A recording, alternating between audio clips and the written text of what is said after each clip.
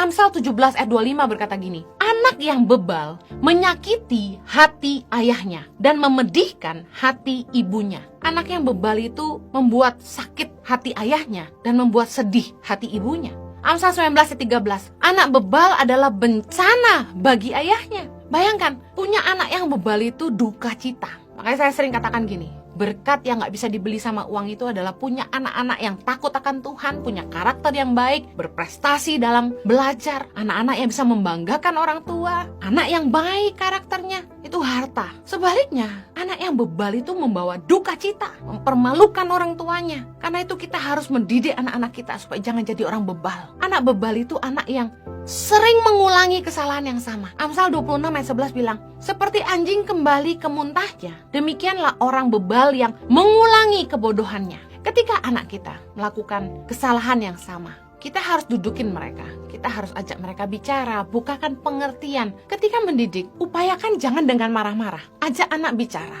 mata dengan mata. Eye level. Hindari bicara anak duduk Anda berdiri. Pastikan Anda duduk bersama dengan anakmu, tatap matanya, bicara one on one, jangan permalukan dia. Bicara dari hati ke hati. Karena yang membuat orang berubah itu pembaruan akal budi, perubahan cara pikir. Jangan dimarahi.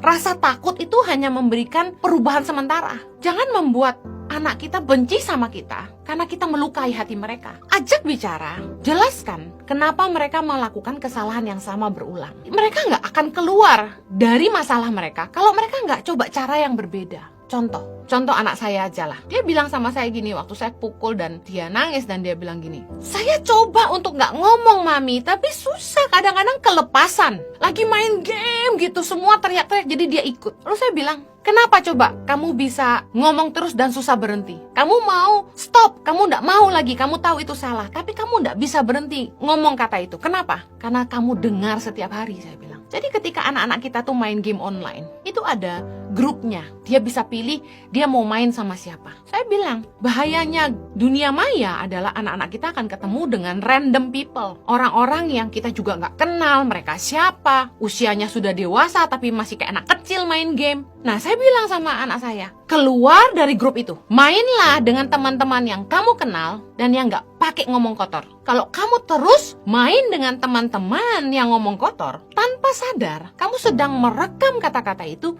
di pikiran bawah sadarmu. Nggak heran waktu kamu main lagi suruh-suruh kalah, kamu teriak kata yang sama. Jadi orang yang bebal mengulangi kebodohannya karena mereka nggak pernah evaluasi kesalahannya di mana, akar permasalahannya di mana. Mereka cuma pangkas luarnya aja. Oke, nggak ngomong lagi. Padahal akarnya yang harusnya dihentikan. Akhirnya anak saya berhenti main dengan grup-grup yang dia nggak kenal. Saya terus awasi sampai hari ini. Puji Tuhan sudah berhenti. Kalau sampai ketahuan lagi ya dipukul lagi. Dengar baik, lebih baik kita yang didik anak kita daripada dunia yang menghajar mereka. Orang bebal, anak yang bebal itu nggak suka diajar. Ada anak-anak yang kalau diajarin tuh malah sok pintar. Amsal 1 ayat 22. Berapa lama lagi, hai orang yang tak berpengalaman, kamu masih cinta kepada keadaanmu itu? Pencemooh masih gemar kepada cemooh dan orang bebal benci kepada pengetahuan. Orang bebal itu susah diajar. Didik anakmu sedari dini supaya mereka jangan jadi orang bebal.